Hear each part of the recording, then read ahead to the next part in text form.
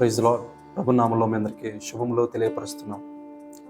ఎలా ఉన్నారండి? అందరూ బాగున్నారు? మరొక నూతన దినం మనందరికీ దేవుడు దయకిరీటంగా అనుగ్రహించాడు. ఏప్రిల్ 24వ తారీఖు వరకు ప్రేమించి దేవుడు మన జీవితాల్లో కృపను అనుగ్రహిస్తూ వచ్చాడు. సజీవులే కదా నిన్ను స్తుతించెదరు, మను నిన్ను స్తుతించునా అని చెప్పబడినట్లుగా దేవుడు మనలందరినీ సజీవ లెక్కలో ఉంచాడు. ఈరోజు కూడా దేవుని యొక్క వాక్యాన్ని విందాం, ఆయన యొక్క మనసును ఎరుగుదాం, ఆయన వాగ్దానాన్ని పొందుకుందాం, సరిచేసుకుందాం, బలపరచబడదాం. ప్రార్థన. పరిశుద్ధుడా, నీకు వందనాలు. ఈ కృపను బట్టి యొక్క సమయాన్ని మీరు నాకు ఇచ్చారు, మీకు వందనాలు. ఈ ప్రజలతో మీరు మాట్లాడారు, వారికి అనుదినము మీ యొక్క వాగ్దానము, ఈ బ్లెస్సింగ్ బ్రెడ్ ద్వారా మీ యొక్క మాటలు తెలియపరిచి వారి జీవితాలను మీరు బలపరచండి, జీవపరచండి, వారి జీవితాలను పైకి లేవనెత్తండి. ఈ యొక్క బ్లెస్సింగ్ బ్రెడ్ను దీవించమని యేసుక్రీస్తు నామం పేరట ప్రార్థించి అడిగి వేడుకొనుచున్నాము తండ్రి, ఆమేన్. అపోస్తల కార్యములు 15వ అధ్యాయం 17వ వచనం. Acts of the apostles chapter 15 verse 17. పడిపోయిన దావీదు గుడారమును తిరిగి కట్టెదను, దాని పాడైన వాటిని తిరిగి కట్టి దానిని నిలవబెట్టెదనని అనాది కాలము నుండి ఈ సంగతులను తెలియపరచుచున్న ప్రభువు సెలవిచ్చుచున్నాడు అనే మాట మనం అక్కడ చూస్తున్నాం. పడిపోయిన దావీదు యొక్క గుడారము తిరిగి కట్టువాడు. నిజమే, పడిపోయిన బ్రతుకులను, జీవితాలను ఆయన ఉద్ధరించేవాడు, దానిని నిలువబెట్టేవాడు మన ప్రభు. ఈరోజు నీ యొక్క జీవితం పడిపోయిన జీవితంగా, పతనమైపోయిన జీవితముగా నీ జీవితము ఉందా? నీ కుటుంబము పతన అవస్థలో ఉందా? దురవస్థలో ఉందా? నా కుటుంబము, నా జీవితము పడిపోయిన జీవితముగా ఉంది అని బాధపడుతున్నావా? మన దేవుడు పడిపోయిన జీవితాన్ని తిరిగి కట్టువాడు, తిరిగి నిలబెట్టువాడు. నీ జీవితాన్ని కట్టేది ధనము కాదు, డబ్బు కాదు, హోదా, బంగ్లా, కారు, మనుష్యుల యొక్క బలము, ధనము, బంధు బలగము, రాజకీయ నాయకులు, వీరందరూ కూడా, ఇవన్నీ కూడా నీ జీవితాన్ని ఏమాత్రం కూడా నిలబెట్టలేదు. యేసుక్రీస్తు ప్రభువు నీ జీవితాన్ని నిలబెట్టగలడు. ఈరోజు నీ యొక్క జీవితం ఏ పరిస్థితిలో ఉన్నప్పటికీ పడిపోయిన దావీదు గుడారాన్ని ఆయన తిరిగి కట్టువాడుగా, నిలబెట్టువాడుగా ఆయన ఉన్నాడు. ప్రియ సహోదరుడా, ప్రియ సహోదరి, డియర్ సిస్టర్, డియర్ బ్రదర్, ప్రియ స్నేహితుడా, డియర్ ఫ్రెండ్, నీ యొక్క జీవితం ఏ పరిస్థితుల్లో పడిపోయినప్పటికీ తిరిగి కట్టడానికి ఆయన సమర్థుడిగా ఆయన ఉన్నాడు. అంత మాత్రమే కాదు, ఆయన నీ జీవితాన్ని కట్టి ఆయన ఆశీర్వదించడానికి ఇష్టపడుతున్నాడు. అన్నాడు దేవుడు అబ్రాహాంకి ఇచ్చిన వాగ్దానం, నేను నిన్ను ఆశీర్వదించి అనేకులకు ఆశీర్వాదంగా చేస్తాను. Not only God blessing you and you will also make you as a blessing to other people. ఆయన నిన్ను ఆశీర్వదించడం మాత్రమే కాదు, నిన్ను అనేక మందికి ఆశీర్వాదకరంగా, దీవెనకరంగా మార్చువాడిగా ఉన్నాడు. నీ కుటుంబాన్ని కట్టడం మాత్రమే కాదు, నీవు అనేకులకు దీవెనకరంగా, ఆశీర్వాదకరంగా దేవుడు చేయడానికి ఇష్టపడుతూ ఉన్నాడు. అన్నాడు దావీదు గుడారము పడిపోయిన గుడారముగా మారిపోయింది. పడిపోక ముందు దావీదు యొక్క గుడారము చాలా అద్భుతంగా ఉంది. ఐక్యతతో దావీదు యొక్క గుడారం, దావీదు యొక్క రాజ్యము ఉంది. మనందరికీ తెలుసు, సొలొమోను వరకు దావీదు యొక్క రాజ్యము, సౌలు రాజ్యం తర్వాత నాకు ఇష్టడైన, నా చిత్తమును చేసే మనుష్యుడిని నేను కనుగొన్నాను, నా హృదయానుసారం నేను కనుగొన్నాను, అతడే దావీదు అని చెప్పి దేవుడు దావీదుకు సింహాసనాన్ని ఇచ్చాడు, సింహాసనం మీద కూర్చుండబెట్టాడు. దావీదు యొక్క పరిపాలనలో మొదటి 7 సంవత్సరాలు ఐక్యత రాకపోయినప్పటికీ తర్వాత 33 సంవత్సరాలు దావీదు యునైటెడ్ కింగ్డమ్గా పిలువబడుతున్న ఇశ్రాయేల్ దేశాన్ని, యోధా వారిని, అదేవిధంగా ఇశ్రాయేల్ వారిని ఇద్దరిని కలగలిపి పరిపాలన చేశాడు. అయితే దావీదు రాజుగా రాజ్యాన్ని పరిపాలన చేస్తూ ఉన్నప్పుడు రాజ్యమంతా ఐక్యతతో ఉంది. సొలొమోను సమయంలో కూడా రాజ్యమంతా ఐక్యతతో యునైటెడ్ కింగ్డమ్గా ఉంది. అయితే ఈ యొక్క దావీదు రాజ్యము, దావీదు గుడారము పడిపోవటం ఆరంభమైంది. ఎప్పుడు అంటే పాపము ప్రవేశించినప్పుడు, ప్రైడ్, గర్వము ప్రవేశించినప్పుడు. ఎప్పుడైతే ఈ పాపము, ఈ యొక్క గర్వము ఒక వ్యక్తి యొక్క జీవితంలో ప్రవేశిస్తుందో, అహంకారము, గర్వము అనేది ఒక మనిషిని పతనానికి ఆ మనిషి జీవితాన్ని, కుటుంబాన్ని పతనానికి గురి చేస్తుంది. ఆనాడు దావీదు ఊరియా భార్యగా ఉన్న బెత్షెబాతో పాపం చేసి ఊరియాను చంపించేశాడు. సొలొమోను కూడా దేవుడు పలుమార్లు దర్శించి, నీవు విగ్రహారాధన చేయకు, నీవు నన్ను పూర్ణ మనసుతో వెంబడించు అని చెప్పినప్పటికీ గర్వ హృదయుడై దేవుని మాటను విననొల్లని వానిగా జీవిస్తూ వచ్చాడు. అందుకే ఇక యునైటెడ్ కింగ్డమ్ కాస్త చక్కగా అందరూ కలిసికట్టుగా ఉన్న ఇశ్రాయేలు రాజ్యము రెండుగా సొలొమోను తర్వాత చీలిపోయినట్లుగా మనం చూస్తున్నాం. కారణం ఏంటంటే పాపము, రెబిలియన్, తిరుగుబాటు, ప్రైడ్, గర్వం. దావీదు గుడారం మొట్టమొదట ఎంతో ఐక్యతగా ఉంది, తర్వాత ఐక్యతను కోల్పోయింది. గుడారము అనగా ఇక్కడ రాజ్యం అని అర్థం. చాలామంది కుటుంబాల్లో ఐక్యత, ప్రేమ లేకపోవడం ఈ యొక్క దినాల్లో మనం చూస్తున్నాం. పాపము, తిరుగుబాటు, నువ్వేంటి నాకు చెప్పేది, నేను నీ మాట వినాలా అని చెప్పి ఎదిరించే తిరుగుబాటు కుటుంబాల్లో కనిపిస్తుంది. తల్లిదండ్రుల మీదకి బిడ్డలు తిరుగుబాటు చేస్తున్నారు, భర్త మీద భార్య తిరుగుబాటు చేస్తుంది, అత్తమావయ్యల మీద కోటలు అల్లుడు తిరుగుబాటు చేస్తుంది. మనం చూసినప్పుడు తిరుగుబాటుతనం అనేది ప్రతి ఒక్క కుటుంబంలో కనిపిస్తాం. ఎప్పుడైతే ఈ యొక్క తిరుగుబాటు, ఈ యొక్క పాపము ఎప్పుడైతే ప్రవేశిస్తుందో కుటుంబం అనేది ఐక్యతతో ఉండడానికి ఏమాత్రం కూడా వీలు పడదు. కుటుంబము ముక్కలయ్యే అవకాశము, ప్రమాదము ఉంటుంది. కాబట్టి ప్రియ సహోదరుడా, ప్రియ సహోదరి, ఈ కుటుంబాన్ని వినయమతో, విధేయతతో, ప్రేమతో ఒకరినొకరు అర్థం చేసుకుంటూ ముందుకు నడిపించుకోవలసిన వారమే మనమందరం కూడా ఉన్నాము.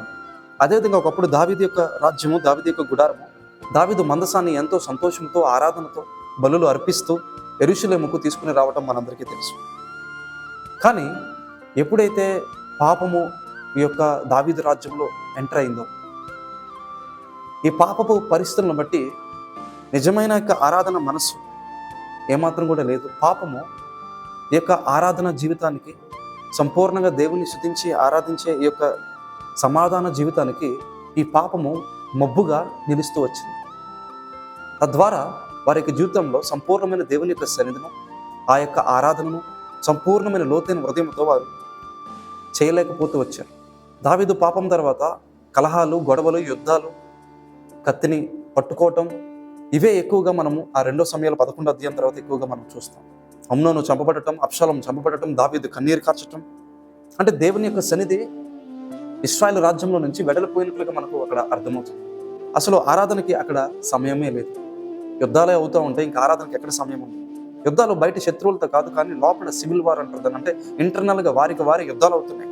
ఇంకా దేవుని ఆరాధించే పరిస్థితులు అక్కడ ఉంటాయి. ఒకప్పుడు దావీదు గుడారం అంత చక్కగా ఆరాధనకు కేంద్రంగా ఉండేది.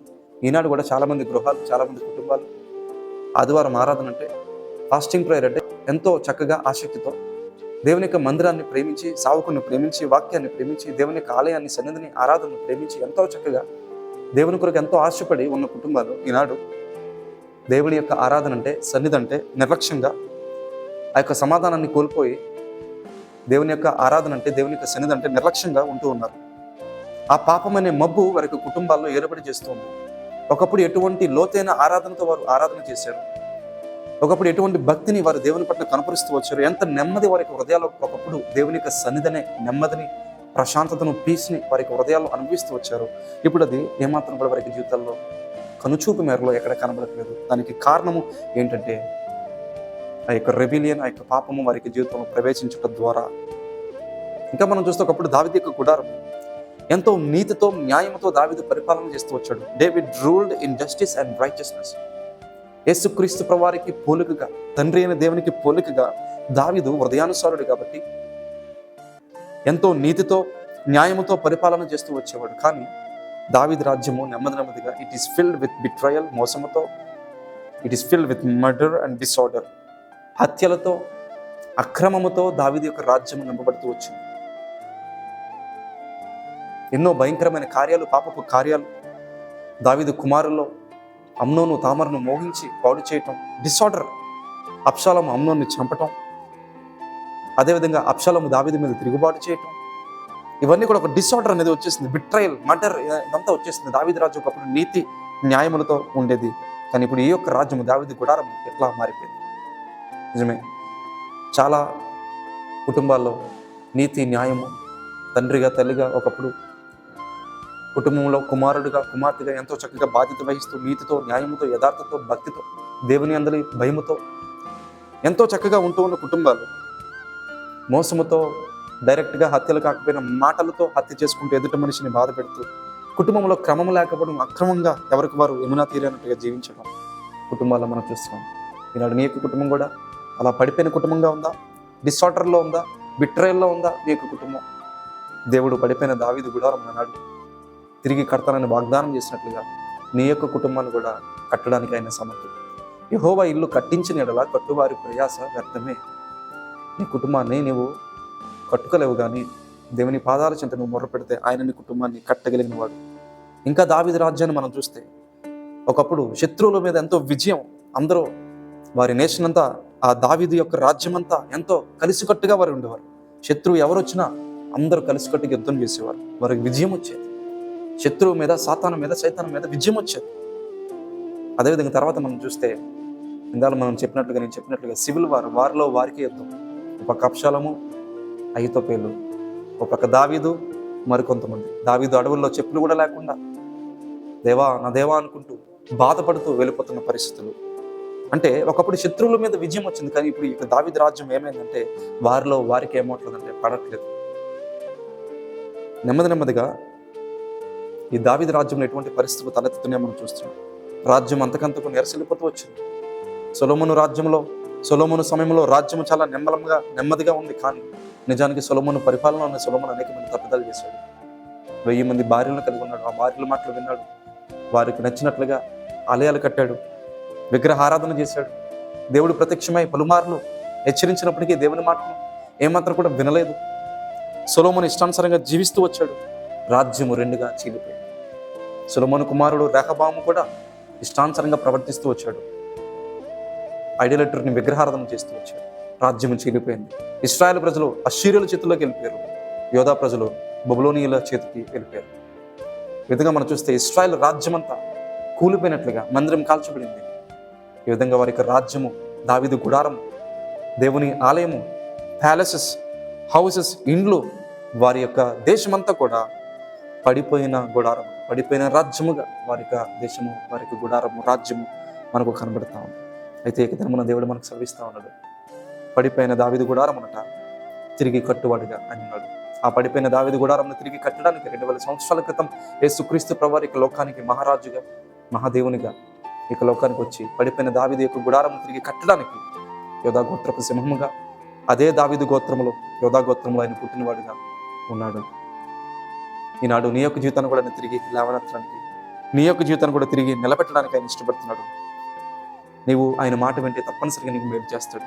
ప్రభు యొక్క సన్నిధిలో ఈరోజు దేవుడు మనతో మాట్లాడుతున్నాడు. పడిపోయిన నీ యొక్క గుడారాన్ని కట్టడానికి దేవుడు ఇష్టపడుతున్నాడు.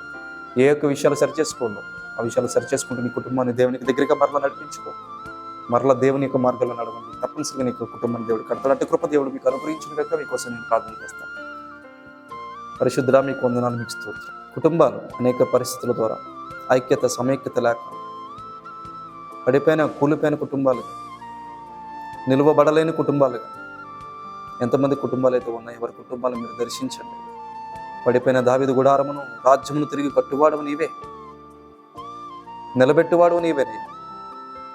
దేవా, ఈరోజు ఏ కుటుంబాలు, ఏ భర్త, ఏ భార్య, ఏ తల్లిదండ్రులు బిడ్డలతో ఐక్యత, ప్రేమ లేక, ఏ కుటుంబంలో ఉన్న ఏ పరిస్థితుల్లో ఎవరెవరైతే ఉన్నారో విభేదాలతో, కలహాలతో, అసూయలతో, మత్సరాలతో ఇంట్లో ఉంటున్న వారికి మధ్యలోనే ఎన్నో విభేదాలు. ఈ పరిస్థితులన్నీ మీరు ఒకసారి చూడండి, దర్శించండి. ఈ అంత్య దినములో, భయంకరమైన దినములో, ప్రేమ చల్లారిపోయే దినము దేవా, పడిపోతున్న గుడారంలో మీరు కట్టండి, పడిపోతున్న కుటుంబాలు మీరు కట్టండి, నిలవబెట్టండి. వారి జీవితాల్లో పడిపోతున్న జీవితాలు కూడా, వ్యక్తిగతంగా ఎవరైతే మీకు దూరవుతున్నారో వారి జీవితాలు కూడా మీరు కట్టి మేలు చేయమని యేసుక్రీస్తు నామములో ప్రార్థించి అడిగి వేడుకొనుచున్నాము తండ్రి, ఆమేన్. ప్రభు చిత్తమైతే మరలా రేపు మనం కలుద్దాం. అంతవరకు ప్రభు యొక్క కృప మీకు తోడైన గాక. Thank you. Praise lord.